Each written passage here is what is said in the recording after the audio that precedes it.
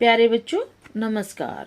हमने पिछली वीडियो में दोपहर का भोजन समझा था, इसकी क्या कहानी है। अब हम आपको इस पाठ के प्रश्न उत्तर समझाएंगे। हमारे 11वीं कक्षा की पाठ्य पुस्तक अंतरा भाग 1 का पाठ 2 दोपहर का भोजन। अब हम इसके प्रश्न उत्तर पर चर्चा करेंगे। देखिए, इसके प्रश्न उत्तर महत्वपूर्ण प्रश्न उत्तर हैं और हम इन महत्वपूर्ण प्रश्नों पर चर्चा करते हैं और समझने का प्रयास करेंगे। देखिए, प्रश्न अभ्यास उत्तर सहित, यानी कि प्रश्न है हमारा, पहला प्रश्न है, सिद्धेश्वरी के झूठ 100 सत्यों पर भारी है, विवेचना कीजिए। आपको बताना है कि झूठ 100 सच पर भारी है। आपको ये बताना है, विवेचन करना है, उसका वर्णन करना है। प्यारे बच्चों, जब तक आप प्रश्न को नहीं समझोगे तो प्रश्न का उत्तर नहीं दे पाओगे। और प्रश्न को समझने से पहले आपको कहानी को समझना बहुत अत्यंत आवश्यक है और आपको कहानी अच्छे से समझनी है। तो देखिए, सिद्धेश्वरी का जो झूठ बोलती है एक दूसरे के प्रति, तो वो 100 सत्यों के पर भारी है, वो है, सही है। चलिए अब हम आपको बताते हैं प्यारे बच्चों आगे कैसे। आगे देखिए, इसका उत्तर है कि सिद्धेश्वरी का परिवार भयंकर गरीबी से ग्रस्त है। यानी कि जो सिद्धेश्वरी है उसका परिवार भयंकर गरीबी, यानी कि बहुत अत्यंत गरीबी से ग्रस्त है। यानी कि गरीबी ही गरीबी है। अर्थाभाव गरीबी के कारण परिवार के सदस्यों में स्नेह का बंधन कमजोर होता जा रहा था।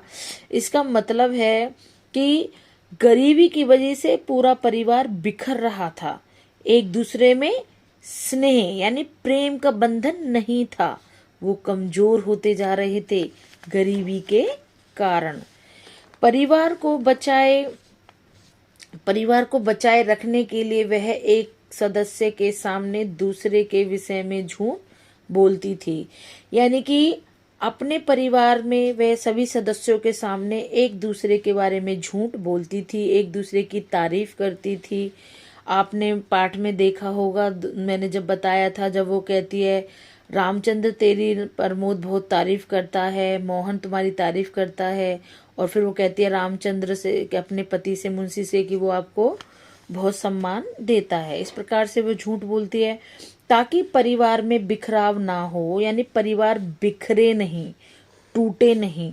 परिवार के सदस्यों में एक दूसरे के प्रति सम्मान, स्नेह एवं निकटता बनी रहे। यानी कि जो परिवार के सभी सदस्य हैं, एक दूसरे के प्रति सम्मान और स्नेह यानी कि प्यार एवं निकटता बनी रहे। उसके झूठ परिवार को टूटने से बचाते हैं। वह झूठ जो कल्याण के काम आए 100 सत्यों से भी भारी होता है।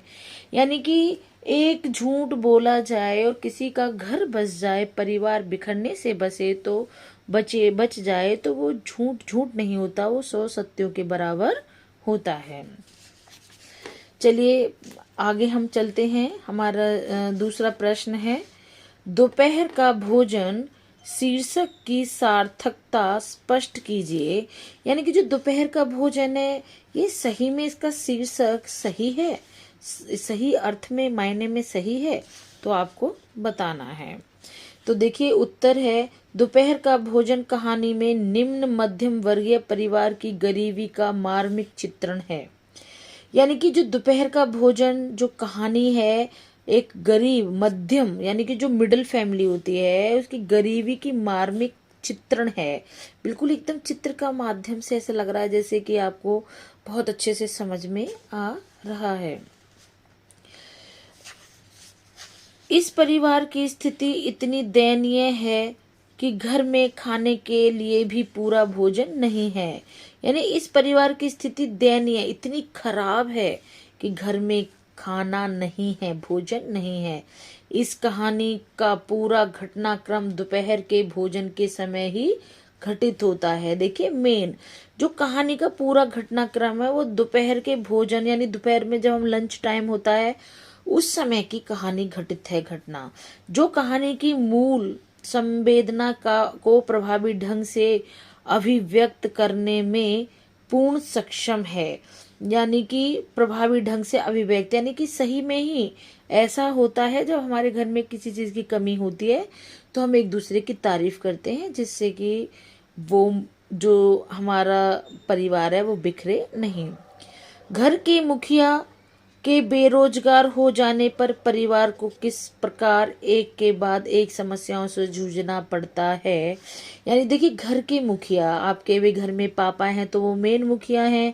जब यदि बेरोजगार हो जाएंगे तो वो परिवार बिखरने लगता है। मान लीजिए आपके पापा पैसा कमाते हैं और आप 5 भाई बहन हैं। अगर पापा पैसा नहीं लाएंगे तो पांचों बहन भाइयों को किन किन कमियों का सामना करना पड़ेगा, सोच के देखो। एक के बाद एक समस्याओं से जूझना पड़ता है।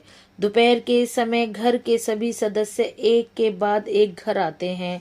जब दोपहर का समय होता है, जब सब खाना खाने आते हैं, तो सब एक दूसरे के बारे में बातें करते हैं और परिवार की स्थिति और अपने संघर्ष को प्रकारांतर से व्यक्त कर कहानी को आगे बढ़ाते हैं। अतः यह शीर्षक सर्वथा उचित है, यानी कि पूर्णतः सही है। ये शीर्षक, ये कहानी पूर्णतः सही है। अब देखिए, हमारा तीसरा प्रश्न है, उसने पहला ग्रास मुंह में रखा और तब ना मालूम कहां से उसकी आंखों से टप टप आंसू चूने लगे। आपको पता होगा, जब उसने पहला टुकड़ा तोड़ा था, क्योंकि एक रोटी बची थी और एक रोटी बचने पर उसने जैसा ही पहला टुकड़ा तोड़ा था तो उसे अपने छोटे बेटे प्रमोद की याद आई थी। कहानी अब आई समझ में? तो उसी के बारे में इसमें बताया गया है कि उसने पहला ग्रास यानी टुकड़ा मुंह में रखा और तब ना मालूम कहां से उसकी आंखों में टप टप आंसू चूने लगे। तो इसका उत्तर है प्यारे बच्चों कि सिद्धेश्वरी एक भारतीय गृहिणी है। गृहिणी में से एक महिला है, भारतीय गृहिणी है। वह घर की सभी समस्याओं को अपने ऊपर लेती है, यानी कि अगर कोई घर में परेशानी आती है तो वो खुद झेल लेगी, लेकिन किसी को दुखी नहीं होने देगी तथा परिवार के अन्य सदस्यों के बीच कटुता नहीं आने देती, यानी एक दूसरे के बीच में कड़वाहट नहीं आने देगी।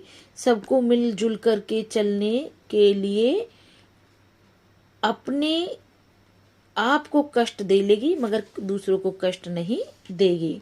घर की आर्थिक दशा खराब है। वह कम साधनों में भी परिवार का पेट भरने की कोशिश करती है, यानी कि घर की आर्थिक दशा यानी पैसों से कमी है, लेकिन फिर भी वह कम साधन है लेकिन परिवारों के पेट भरने की कोशिश करती है। इस काम में उसे बहुत झूठ बोलना पड़ता है, यानी बहुत झूठ बोलती है। उसे इस बात की पीड़ा है, यानी कि दुख है कि घर का हर सदस्य आधे पेट भोजन करके पेट भरा होने का नाटक करता है कि सभी को भर पेट खाना नहीं मिल रहा है। फिर भी वो कहते नहीं हमारा पेट भरा हुआ है और आधा खाना खाकर उठ जाते हैं। वह स्वयं भी भूखी ही रहती है और सिद्धेश्वरी देवी स्वयं भूखी रहती है। इस दर्द को वह किसी दूसरे के समक्ष व्यक्त नहीं कर पाती और वह पीड़ा आंखों से आंसुओं के माध्यम से निकलती है, यानी कि वो अपने दर्द को किसी से कह नहीं पाती और अंदर ही अंदर घुटती रहती है।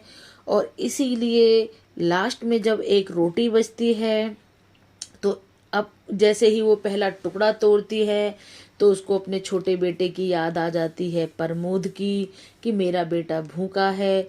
तो उसमें से आधी रोटी खुद खा लेती है और आधी रोटी अपने बेटे को तोड़कर रख देती है, लेकिन वो किसी से अपने मन की व्यथा को नहीं कहती है और टप टप आंसुओं के साथ वह रोने लगती है। चलिए प्यारे बच्चों, आपने प्रश्नों के उत्तरों को समझा। अब हम अगली वीडियो में मिलते हैं आपसे। तब तक के लिए जय भारत,